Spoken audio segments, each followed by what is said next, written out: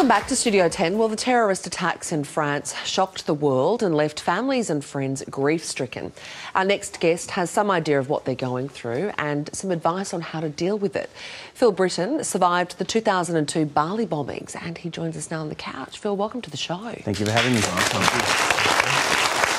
You were on a footy trip. You were visiting the Sari Club when the blasts occurred. Yeah. Talk us through what happened that night. Look, just imagine hundreds of people having the time of their lives. And if anyone's been to Indonesia or Bali, you know what it's like down there, for 20-year-olds especially. Yep. So I was there with 19 of my friends and we went from having the time of our lives to literally fighting for our lives. Jeez. And you lost really good mates in that moment, which would be difficult enough to come to terms with, and you had terrible injuries yourself. How do you deal with both of those things, both the mourning for your mates who are gone and also dealing with having to change your whole life? It was really tough. You know, I was still coming to terms with what happened to me. I got burnt to 60% of my body. Gosh. My front teeth were blown out and I lost 7 friends. So at the age of 22, you know, no one should have to do that. When I woke up out of my coma in hospital, I was realising that all my friends were, hadn't survived. And then dealing with what I had to go through as well, the burns, the recovery, the operations, was just so tough. I really had to just focus on myself first. Yep. And then put my focus, I suppose, my heart to my friends that I would never see again.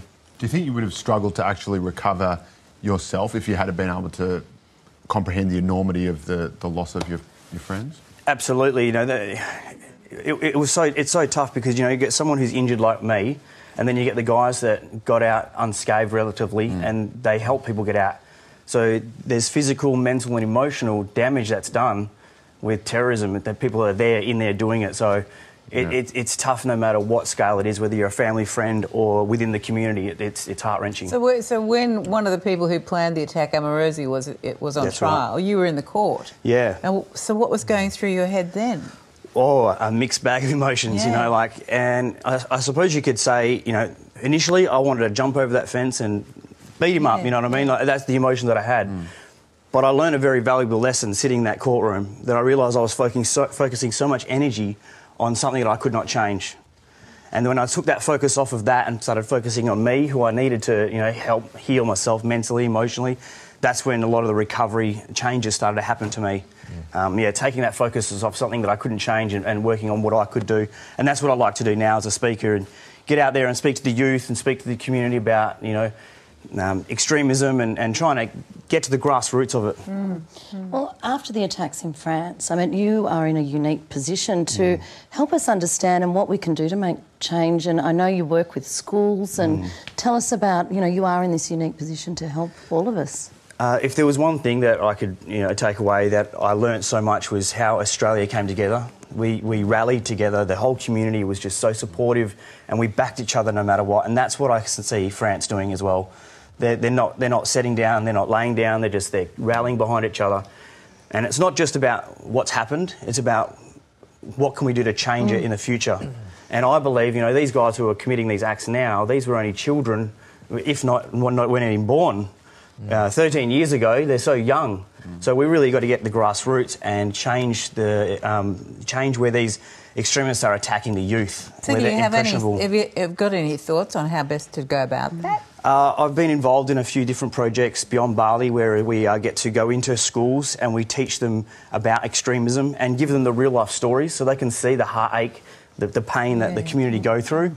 One of my biggest... it was really tough for me. I went to a Muslim school, and I went there and spoke to all these guys, and they poured their heart out. They were like, "We're so sorry, you know, it's misrepresentation."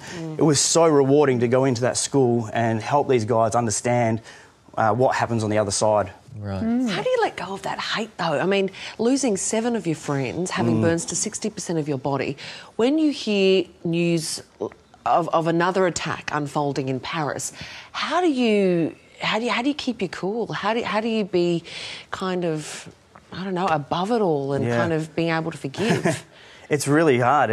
And my heart goes out to the families, because I know exactly how hard it is. Not just for the people who are injured now, the people that have lost their lives, and the families that have to deal with this. It takes a long time to overcome this. And even now, today, you know, I'm a victim of terrorism, and I look at it and what happens out there, and I'm just blown away that all these things are still happening. So it never gets easier. You just learn to shelve some of the emotions and try and do what you can to make a difference, and that's all you can do. There's a big debate going on at the moment which seems to fall broadly into two camps, which is either A, we go over and we try to exact some form of justice and we try to stop terrorism at its source, or at least curtail it as best we can by sort of wiping out the leadership of these extremist groups. There's another school of thought that we should just sort of retreat and back away and be, I suppose, as little of a target as possible. Which do you sort of fall into? A bit of column A and a bit of column B. I think we can't let these people who are currently committing these acts go. They need to be, held accountable for their actions. But yet we also need to then go in and, like I said, go into the youth who are so impressionable, these guys who are looking for guidance. And that's where these extremists are getting in and brainwashing these people, because they don't have any idea or guidance, those role models, I suppose, that they need. And that's what I'm trying to do with the youth these days. What an incredible role model you are. What an extraordinary young man you are to bounce back from something so horrific. Thank you. Thank you so much. All right, let's hear it for Phil. And Phil tells his incredible story in the book Undefeated. Make sure you grab a copy. It is important, must-read stuff.